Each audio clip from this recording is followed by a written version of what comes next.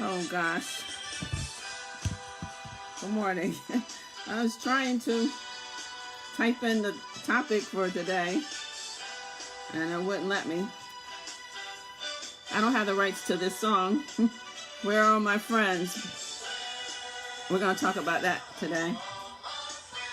I do not have the rights to this song. Where are all my friends? Old school. Harold, Melvin, and the Blue Notes. Teddy Pendergrass came out of that group. Harold Melvin, where are my friends? Somebody might be asking that question today. Where are my friends? Where are my friends go? I'm going to tell you today. All right. I see my friend, Miss Texas, Miss Texas Cowboys, Dallas in the house. Miss Dallas, Texas Cowboys. How are you today? My sister, my fashionista. Hope you are well.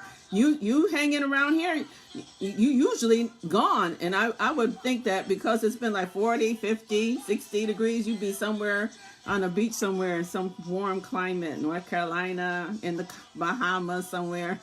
But you hanging in here with us in this cold New England state of Connecticut. God bless you. I'm about to get up out of here in another month and a half or so. Hopefully it'll be warm where I'm going. Anyway, good afternoon or good morning, Facebook. Yesterday I did a video on nine types of friends to ditch without feeling bad about it. And for some reason, I had deleted it from my Facebook page. So hopefully by the end of this Facebook Live, I may just kind of randomly, quickly give those nine reasons why you can ditch these 9 types of friends and not feel bad about it. I'm hoping I can combine it with today's message because I thought it was important. I did get some feedback on it, and that's why I say share, and not too many people shared it, so I wasn't able to recover it. And it might be that when I delete it from my page, it's just gone and I can't bring it back. But today's topic is, and I was trying to type it on my iPad, but it wouldn't let me. It's why the average American hasn't made a friend in 5 years. This is by Zoya Jervis, SWNS. She wrote this May 9th, actually, so it's new, 2019. Hi, Faisala.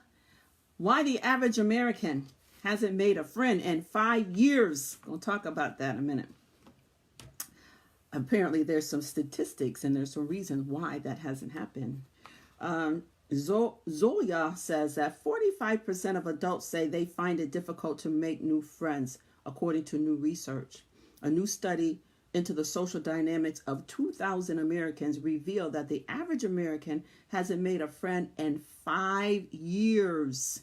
In fact, it seems for many that popularity hits its peak at the age of 23.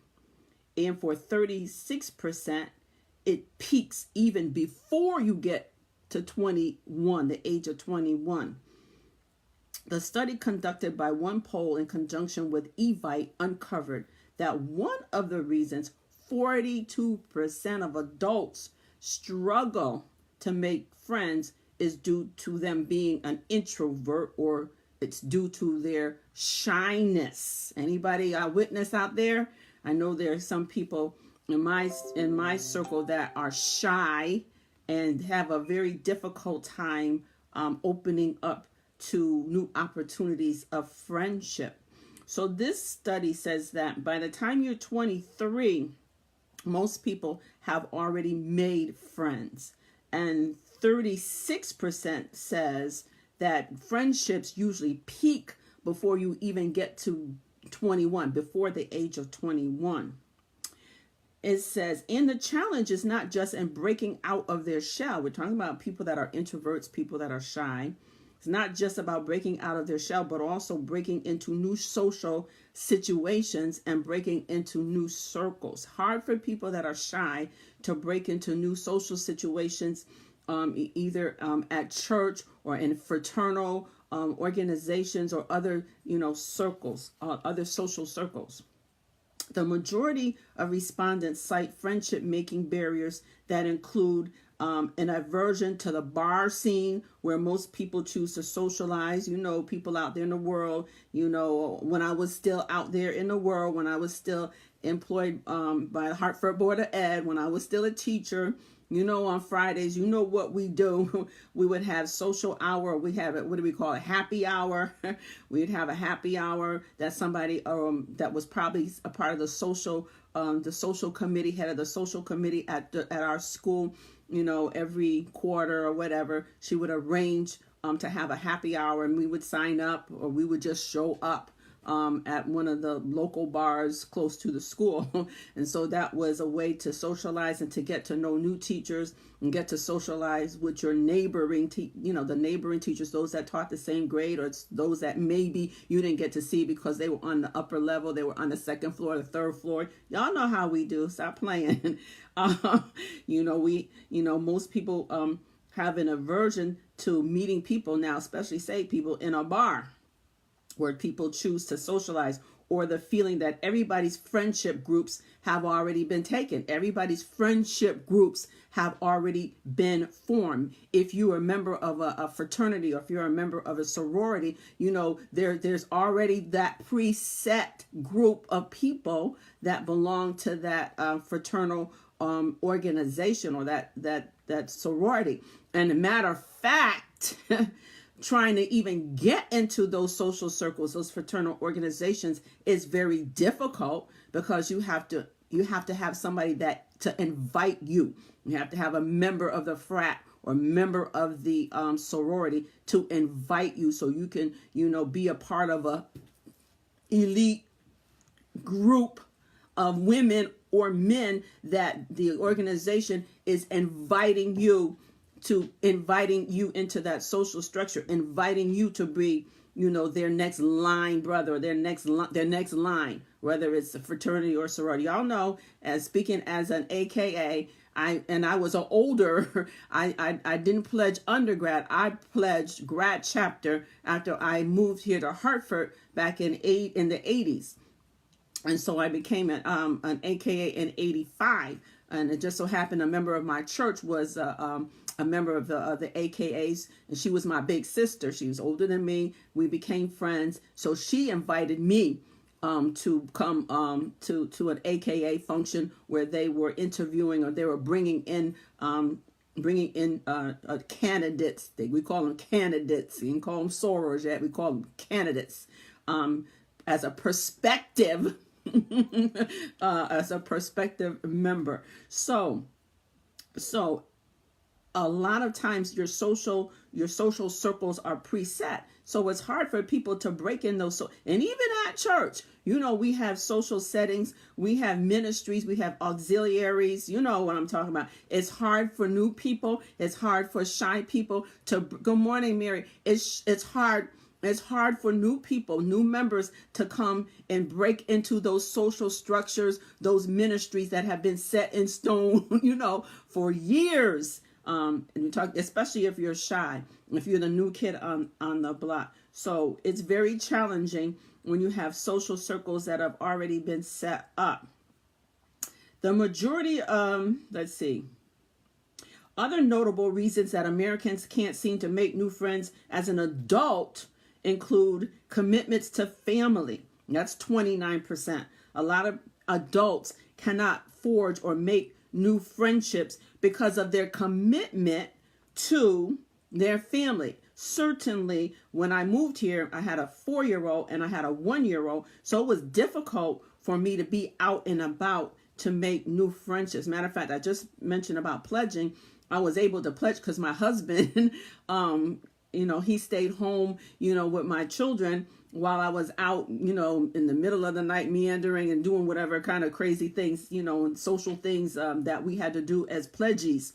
But a lot of people, a lot of women, and men too, it's difficult to make new friendships because of your commitment to your family, or not having any hobbies that allow them to meet new people. Maybe you're not a hobby person. Maybe you haven't found your niche. Maybe you haven't found your particular gift. Maybe it's not like somebody else's gift. So, the Bible says your gift will make room for you, but maybe your gift is very unique and unusual, and there are not too many people, that you can break in that little circle, because you kind of stand out alone. Also, 28% of adults have difficulty making new friends because or I should say 21%, because they moved to a new city. That definitely was my case when I moved from Schenectady, New York, as a young mother to Hartford, Connecticut. It was just difficult. We had to go. I was only a member of Friendship Baptist in Schenectady. So I've only been a member of 2 churches, and that was Friendship in Schenectady and Hopewell here in Windsor. And so as a new mother, as a new resident in the state of Connecticut, you have to go visit churches, and you got to, take the time and take your whole family. You can't just go by yourself. Your husband got to go. Your kids got to go. And you just go from one church to another until you find a church where you feel that God is calling you to, and that you can, you can settle in. They have some ministries that you might want to be involved in. There's a place, religious or Christian education, where your children can learn about the Lord. So, that's 21%. When you have moved to a new environment, a new city, a new country, a new state, it's difficult to make friends as an adult. As I said earlier, most friendships are already formed by the time you are 23 years of age. Okay, so another point I want to make. Though adults find the struggle to be very real when it comes to making new friends, they are open to suggestions for expanding their social circle. In fact, 40% of those studied reveal they would go out of their way to make new friends if they knew how or had more opportunities.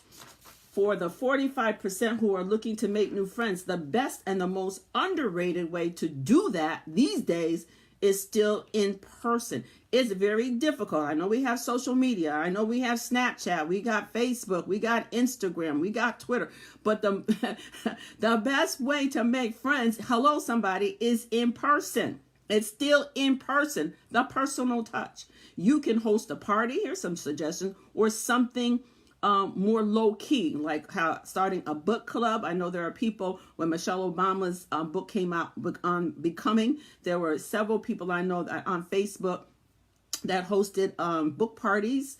You can do that on a big level. I know that, can't think of her name, but she hosted a book party. But she's a very social person, social engaging person. Austin is her last name. I always have a difficult time remember Sister Austin's first name, but she hosts a lot of social events. I think she just had one at the Bushnell.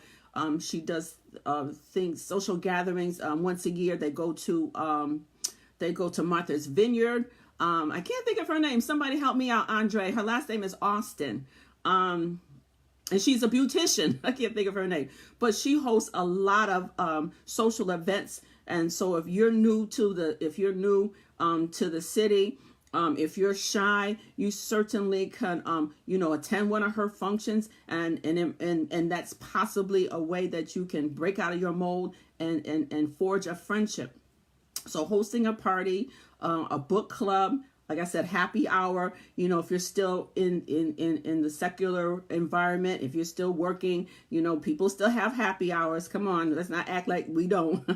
And you can tell each of your guests to bring a friend. Okay. Say you are interested in making a new friend, because you haven't made a new friend in a while. And so you on your job, they're having a happy hour. You can invite that low-key person, that shy person, that new person on the block. You can invite them to come to a happy hour or to a book club or to a social event that's being hosted. You'll be surprised at how naturally social circles can come together, and at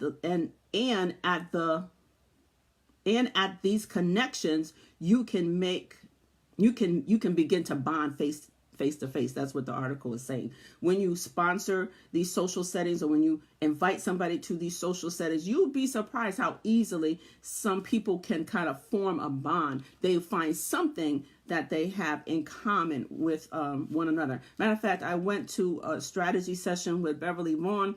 I think it was in March. It was the end of March. And there might have been like 15 of us. I think Mary was there. I've seen Mary post things on Facebook. She has a women's conference coming up June the 1st that I plan to attend, but I never met her personally. And those of us that were in attendance at Coach Vaughn's strategy session, when people started introducing themselves and talking about their ministries or talking about their businesses as entrepreneurs, there were bonds. There were bonds that were being forged. There were bonds that were being formed around the table. People were exchanging business cards and telephone numbers. And I'm sure that some of these bonds or some of these relationships that were startups at that strategy session with Evangelist Vaughn are still, in the beginning stages of development, but at least they're, in the beginning stages of a development. And I'm looking forward to coming to Mary Rose's women's conference, and I'm looking forward to making more friends. I talked about that last night at Bible study. Now, we cannot be afraid to make new friendships. That God will put people in your life at 20, at 30, at 40, at 50, at 60. We cannot be afraid of making new friendships because God is very strategic. He's very intentional. When people come into your life, some for a reason, some for a season, some for lifers, and some to teach us a lesson, but God still has a plan and a purpose for your life. And if he's going to make anything happen in your life, if he's going to bring you his perfect will to fruition in your life, guess what? He going to do it through a person, y'all. And ain't no angels dropping from heaven. Come on, somebody. Ain't no money dropping from heaven. He uses people to bring about his perfect will in your life. So we have to be open as older adults to having new people come into our lives, to make partnerships, to do networking, and to become friends. As a matter of fact, back in, I think it was right after Christmas, Evangelist Vaughn had a friend that she had lost her husband 2 years ago, and she thought this person and I would be a good fit. So she gave her my number and she reached out to me. We started talking. I began counseling her, doing some grief counseling with her, helping her to make the transition, from losing her husband. And so we had a counselor kind of mentee kind of relationship. But now we have forged a friendship. Matter of fact, I visited her back in March when I was in South Carolina. She lives in Columbia, the capital. And so now we've taken our relationship from just being a counselor to a counselee to being actually friends. I still do counselor. I still do give her advice on, on bereavement and overcoming bereavement and getting on with her life and getting to the next stage, the next stage in her purpose with God. But those are ways that you can establish new friendships. You never know what God has in store for you. You just have to be open to what God is doing. How many friends do adults actually have? Turns out 16. The average American has three friends for a lifetime, 5 people they really like and would hang out with one-on-one, and 8 people they like but don't spend time with one-on-one or seek out to spend time with them. So it turns out that most people have at least 16 friends. They might have 3 confidants, 3 lifers. They might have 5 people they like to hang out with from time to time. And they might have 8 people that they like, but they don't necessarily spend a lot of time with, and they don't go out of their way to seek time to, seek opportunities to spend time with them. Most people have remained close with friends they met when they were younger. As I stated before, most people have formed friendships before 21 years old. But nearly half of those surveyed have stayed friends with peers from, watch this, only half of the people that were interviewed or surveyed have stayed friends with peers from high school, and a further 31% with peers from college. And I can say that's accurate, because I've not stayed friends with those that I went to high school with, and I've not stayed friends with those that I've even gone to college with. As a matter of fact, I don't know where most of those people are that I went to college with. There's my husband had a friend named George Grigg. He was his college roommate, and his wife is Regina. So I do stay in touch with George and Regina, because my husband knew them. George was from his hometown out there in Riverhead, Long Island. So I do have a relationship with George and Regina, but I don't have relationships with the people that I went to high school with. I don't have relationships with the people that I even went to college with. Every now and then I get curious about what some of these people are doing. Kicking it even more old school, 3 in 10 Americans say they have made lasting connections with people they met in their childhood or their neighborhood. Now, recently, I guess about 3 or 4 months ago, I saw this name on my Facebook page. His name was John Henry, and I don't know if he was calling himself something different, and I think he reached out to my sister, or my sister reached out to him, and it turns out that he was our neighbor when we lived on Summit Avenue. I still remember the address, 427 Summit Avenue in Schenectady, New York. And he was one of my brothers, my brother Robert's, one of his best friends. So now every now and then he posts things on Facebook. I think he's in real estate. And so we became friends on Facebook. Now I could say he is a childhood, not my friend, but he was my brother's friend, and I knew his sisters. And I knew his mom. And so we were neighborhood friends. Okay. We kind of looked out for each other in the neighborhood, but that's not everybody's testimony.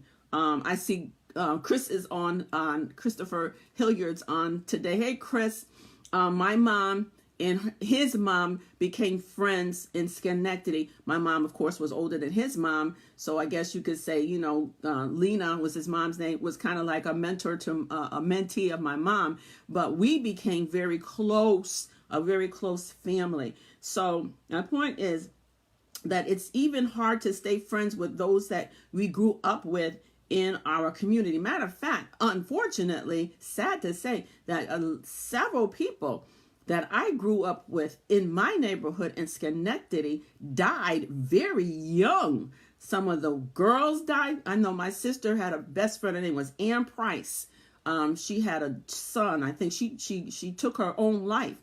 There were other people that we grew up with in our hood, in our neighborhood. They died young. Some got strung out on alcohol and drugs, and some just left. They left the city, they left the community, and nobody knows where they are. But I do have a friend, a lifetime friend that lived right around the corner from us on Summit Avenue. She lived on Mumford Street. I think it was Mumford Street, because our junior high school was right in back of my house. Her name was Dolores Lowe. Her name is Dolores Magoo. 2 years older than me. We still remain friends today. We don't see each other often, but we do talk on the phone occasionally. We talk back and forth on Facebook. She got a whole slew of grandchildren and great-grandchildren. Matter of fact, one of her sons is my sister's godson. So there are a few that I can count on my fingers that my family have remained friends with from our early childhood days. So it says 3 in 10 Americans say they have lasting connections with people they met in their childhood neighborhood. I think my sister can actually say that she has remained friends with more people than I was friends with. She knows several people that we grew up with, or we went to high school or junior high school. And my sister Diane is still friends with some of those people from Schenectady. However, 82% of those studied feel like lasting friendships are hard to find. The number one cause of lost friendships is moving away, with 63% revealing this is the reason why they've fallen out of touch with a former friend. And that's just powerful. Of course, that's true. When you leave a state, you leave a city, you go cross country, you go down south, you go out west, it's very hard to maintain a long distance relationship. And that's why I've said in my earlier videos that if you really want to maintain a relationship with a person that you just really loved and you care about, you have a lot in common, you really got to go out of your way to stay in touch with that person. That's why I said you got to use this phone. You got to put dates in your phone. You have to put dates in, take time from your family and your ministry or your business and call that person, email that person, send them a card, send them some flowers, send them some candy, plan a visit. I have friends that are in South Carolina. I have a good friend in Florida. I've been to see my friend in South Carolina when I was there in March. A couple of years ago, I went to visit a really good friend of mine in Florida. It's not something that we can do all the time, but if you really value that person, if you honor that person, you respect them, you're going to take time out to stay friends with them, no matter where they live. Amen. With no short of challenges to stay in touch with friends, how can Americans ensure that growing up doesn't mean growing apart? Growing up doesn't mean growing apart. Here's a suggestion by this guy named Pizzo, P-I-Z-Z-O. We know better than anyone else that nothing happens unless you get it on the calendar. Hello, iPhone, Android phone is your friend. Samsung, T-Mobile, get it on your calendar. Whether it's a casual bi-weekly dinner with local friends or an annual trip for long distance ones or long distance one, you got to take the initiative to make and set time for the people you value in your life. That time is even proven to make you happier and healthier. So there's no reason for you to wait or to delay or to keep putting it off. Because guess what? Time and chance, time and tide wait for no man. You keep putting it off. Oh, I'll do it next week. Oh, I'll do it next month. Oh, I'll do it next year. Before you know it, it's next week. It's next month. It's next year. It's 5 years. It's 10 years. And you still haven't made an effort to get back together with that friend. So the 5 top reasons it's hard to make friends for an adult is, first of all, many people are shy. They're introverts. They stay to themselves. They find it difficult to be in a social setting with people they don't know. That was 42%. 35% said this. Most people just want to go to a bar, but that's not my grind. That's not my grade. That's not my scene. A lot of times when you get saved and born again, you might have drunk. You might have, had a drinking problem, or maybe you just drank casually, and then maybe you don't do that anymore. Okay, maybe you smoke some weed growing up, high school, junior high, college, but maybe you don't want to be a part of that scene anymore. Okay, 33% people say they're not interested in meeting people in a bar. And watch this, because we have all these dating what do I want to call them? Organizations, these dating networks. A lot of people are meeting friends on these dating apps, these dating networks. You got to be careful even with that. I don't care if they say they saved, sanctified, Holy Ghost filled, speaking in tongues. Come on, you can speak in tongues and still be mean and be abusive. Y'all ain't saying nothing. You can still speak in tongues and got the Holy Ghost and still be a hot mess. Jacked up, messed up, tore up from the floor up. You can be a maniac. You can be a killer. You can be a stalker. Y'all ain't saying nothing out there. Even if you go to the dating ones that for silver, people that are in their 50s, they got one for that. Okay. You got to be careful making friends over the internet. You got to caution your children, your teens, your young adults about meeting people, strangers, hooking up with them, and you don't even know them. Got to be careful. I know I'm talking right. Y'all ain't giving me no hearts. But these dating sites, you got to be careful. And they have dating sites for people that are Christians too. Christian mingle. Some Christians are crazy. Y'all ain't say. Some Christians calling themselves Christian are crazy. Cray. Full of drama. That's okay. Y'all ain't got to give me no hearts. I know what I'm talking about. You just have to be careful when it comes to I'm just lonely. I just want somebody to talk to. I got all these girlfriends. I just want a man to talk. You better be careful. You better be careful. Because everybody that's saying they're a Christian, they're not a Christian. Okay? People can say what they want to say when they get you online. That's right, Shalina. Tricksters online. Perpetrators online. Perpetrators on Facebook. Pastors. Hello, somebody. Deacons. Evangelists, bishops, apostles, Y'all ain't saying nothing. Perpetrating, trying to get a hook up, trying to make a friend, going in your inbox. Y'all ain't saying nothing. Y'all ain't saying nothing. Look, it's happened to me. Next thing you know, they in your inbox asking you, are you interested in going out for a date? You know, how long you been single? Are you interested? You know, y'all ain't saying nothing. Okay. That's 30, you know, don't want to meet in a bar, but they'll get you on Facebook. They be in your inbox like white on rice. Okay. Here's another one. 33% people feel like everybody has their friendship group already set. 29%. My family takes up a lot of my time, and I don't have any hobbies that allow me to meet up with people. Do not get discouraged. Do not get discouraged. There is a way for you to make friends. You got to sometimes get out of your comfort zone and, you know, ask God to show you where you belong. What kind of social setting, you know, should you entertain? Or what kind of social setting would be good for you to, you know, involve yourself in and become friends? One of the things that I host every year is the BFF. I used to call it Best Friends Forever, but now I call it Building Fruitful Friendships. There were several people, a lot of people that had never come to the BFF. And that was our 11th year back in February. But many new people that came this year took a chance to find out what is the BFF. They were totally amazed, totally surprised.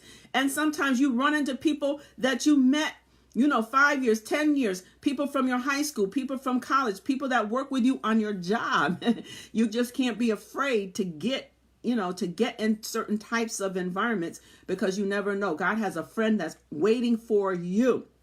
If he doesn't have a friend, he has a mentor. He may have a spiritual mother, a spiritual father. Come on, a coach, somebody that's in the same type of business that you're looking to get into. Somebody that God has birthed a passion in you, that person is already walking in that gift. They're already have a burden for that particular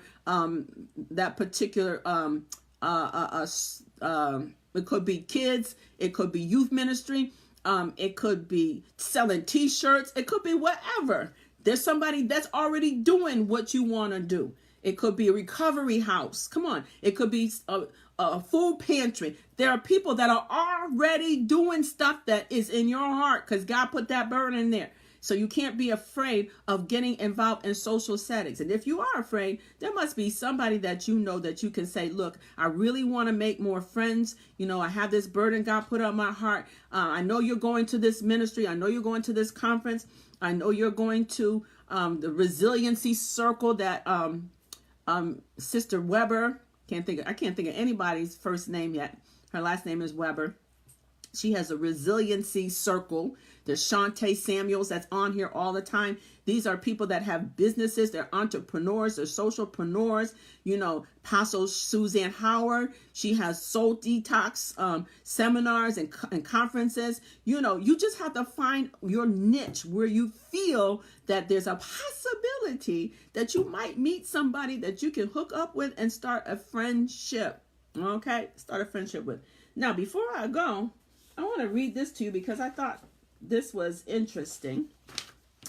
It says, science says that taking a trip with your girlfriend is good for your health. Science says taking a trip with your girlfriend is good for your health. We all want to invest in our health, right? Everybody want to invest in your health, your mental well-being. But it turns out we're all probably not taking advantage in the best way that we could. We typically think we're being healthy when we make ourselves kale salads, come on, or hit the gym a few times a week. And so we do those kinds of things. We hit the gym, you know, we drink smoothies, probiotics, we get all, you know, eat that healthy stuff, you know, oatmeal for breakfast, blah, blah, blah. While these habits are great, there are other more fun ways to stay healthy. Scientists say traveling, come on, somebody, is one example. I know Shalina represents a travel agency. She has her own travel agency now. But people aren't taking enough vacations. I don't know about nobody else, but I know good and doggone well as an entrepreneur, as a pastor, teacher, that as a grandma, I'm not taking enough vacation. I need some time off right now. You hear how loud I'm talking? In fact, Americans waste 658 million vacation days in 2015. Did y'all hear what I said? That Americans, I'm gonna calm down. Americans wasting 658 million vacation days in 2015, meaning more than half of working Americans didn't use their allotted paid time off. How can you have time, paid time, and you not take time? Bishop, apostle, evangelist, pastor, minister, manager, supervisor, employee. They giving you paid vacation and you ain't taking it? Come on now. People often put vacationing aside, whether it's because they think they can't afford it or that they're worried their job is too demanding to leave for a period of time. But it's actually super important to be able to take a mini break and travel, especially with your friends. Y'all heard of the movie Girls Trip? It's important. Okay, I've done it. I've taken trips with my friends. Benefits of having a close group of friends. Here's a benefit. Southern Living has recently reported that taking a trip with your best pals or your best BFFs or girls can improve your overall mental and physical well-being. It's good for your head, y'all. And it's good for your heart. It can refresh you when you're burnt out on work. Plus, it can give you quality time with the people you most love being around. Okay? This isn't the first time having a good social network or traveling has proven to help our health. According to the Mayo Clinic, the Mayo Clinic, they have good information. Having a close group of friends can make you feel less lonely. Come on, somebody. Can help you cope with bad experiences in your life. Can reduce stress, boost your mood and your overall happiness, among many other benefits. Physically, a happy social life can benefit our health as well. The Mayo Clinic also says that having friends is linked to a reduced risk of depression, high blood pressure, and an unhealthy body mass index. Okay? They may even prolong your health. Having social relationships, having time spent on travel, day trips, staycations, or even if it's just a day trip, or if it's a couple of days, and being with your BFFs, your friends, people that you love being around, can help your mental health, can help your blood pressure, can help you stop binging on chocolate, cake, and ice cream at night, because then you got somebody to check you on that, Shalina. They're like, don't eat the whole bag of chocolates. Don't eat the whole cake. Don't eat the whole half gallon of ice cream. There's 5 of us here. Let us each get a scoop. We're here to check you. You don't need to be binging. Keeping a few really good friends around can make a world of difference for our health and well-being, says psychologist William Chopik from Michigan State University. So it's smart to invest in the friendships that make you the happiest. On the opposite end of the spectrum, those without close connections can suffer poor health, such as depression, cognitive decline, and not living as long. And this is where travel comes in, Shalina. Traveling has also been proven to boost your health. Forbes magazine reports that women who take advantage of vacation time are less tense, less depressed, less tired, and have even shown to be happier with their husband. Okay, wives. Okay, girlfriends. If you want to be less depressed, less tired, and be happier with your spouse or your significant other, then you need to get away with your girlfriends. Their mood is better and can even improve productivity and creativity. But on the contrary, not taking trips can contribute to a higher risk of heart disease and death from heart disease for women. And watch this, Pastor Evans. Even for men, traveling can reduce the risk of death by 21% and mortality from cardiovascular diseases by 32%. It makes sense that when you put together good friendships and travel and the health benefits are vast. So what are you waiting for? Shalina can hook you up. There are other people. There's another woman on my Facebook page. Her name is Natalie Hines. She has a travel business. But you can grab your bestie, pick an awesome destination. If you don't know an awesome destination, Shalina, Natalie, even I have a cousin that's in Long Island. Her name is Dorothy. These people can hook you up. They can hook you up. So pick an awesome destination and pack your bags. Whether it's just for 3 days, go down to the Cape, whether it's a New Hampshire or Maine, it's beautiful up there. Whether it's to the Bahamas, they got 3 and 4 day, short cruises. Come on, somebody, just get your bag. Just put it on your calendar. Call your BFF and say, okay, in November, it's cold in New England. You in South Carolina, but it's cold in New England. Let's hook up. Let's plan a 3 or 4 day cruise. Let's fly to Jamaica, Negril, Ocho Rios, all inclusive. Come on, share the expense. Y'all ain't saying nothing. And go somewhere. Use your time off. Paid vacation, and you ain't taking them days. There's something wrong with you up here. You need a head check. Did you know that traveling with friends was such a health booster? Do you travel with your friends often? And if you do, tell us where you plan to go next. I'm gonna be first. I'm going to Mount Rushmore from July the 2nd to July the 6th. Ain't ever been out that way west. Mount Rushmore is in South Dakota, and I'm going there with a friend of mine from Toledo, Ohio. We became friends a few years ago. Wasn't really interested in going there, but she wanted to go there. So sometimes you give in to your friends. I've never been out west. I do got a nice pair of cowboy boots I bought my first trip to Texas. I might even take those cowboy boots. But I'm going to go because I love her, and I'm going to enjoy being there for 4 or 5 days. So if you're in ministry, pastors, bishops, apostles, prophets, ministers, elders, you need a vacation. You need to take time off. You need to get away from the peoples. You need to get away from yourself too. All the plans and all the creativity that God is putting, all the visions and all of the strategies. You need a break from that. You need to go fishing. You need to go skydiving. You need to go parasailing. You need to go mountain climbing. Y'all ain't saying nothing. You need to take helicopter rides, or you need to go sit at the beach, or whatever it is that floats your boat, makes you feel better. Okay, you need to do that for your own well-being. Talking about that, scientists say that taking a trip with your friends, and it says girlfriends, but men have fraternal friends, men have BFFs, men get together. I think it was Pastor Watkins went to Israel this last year, and he probably went with a group of people. Probably didn't go by himself.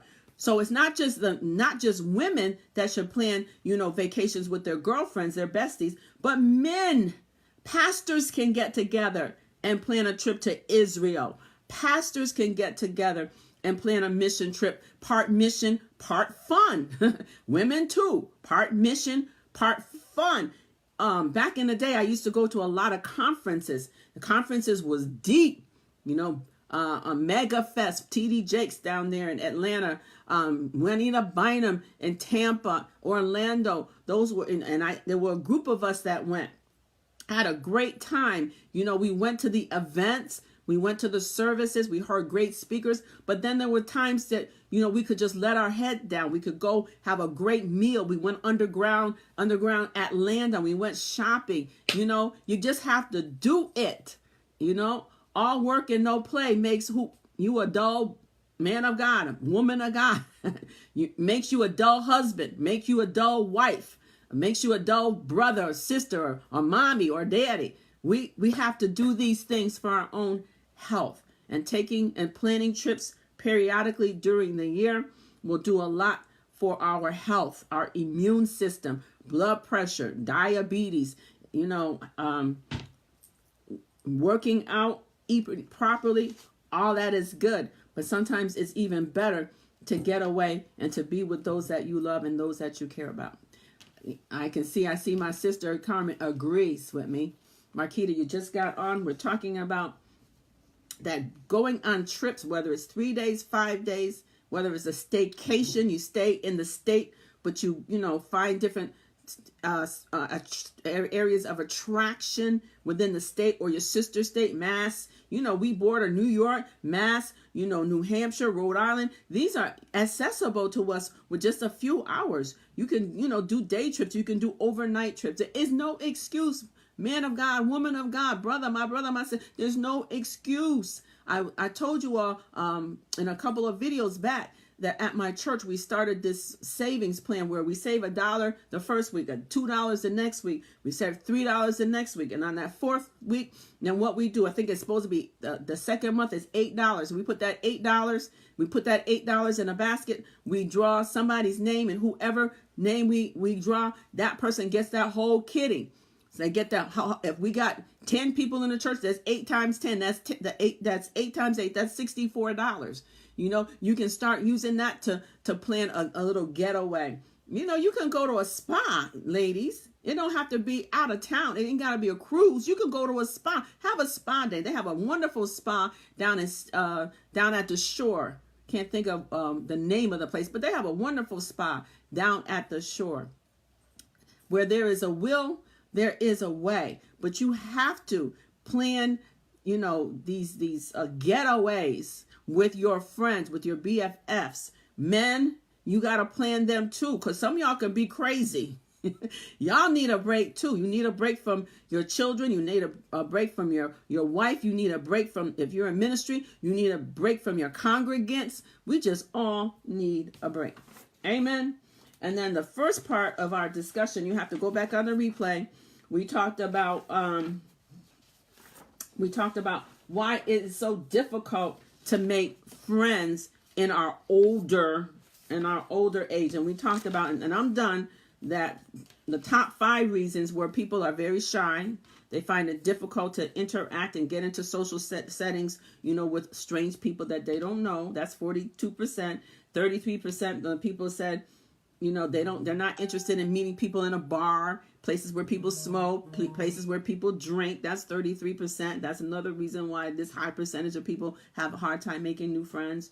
33% feel like most of the friendships, that they see have already been forged, from when they were, in their early 20s.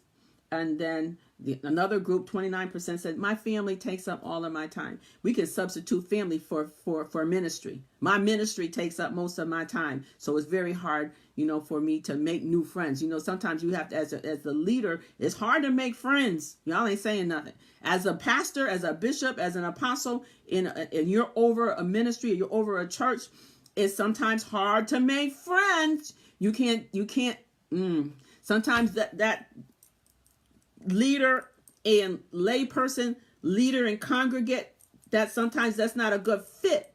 So you either have to find another pastor or another leader to forge a friendship with. So sometimes you can't have relationships with your congregate. You can't tell them everything. You can't tell them your personal business. Okay?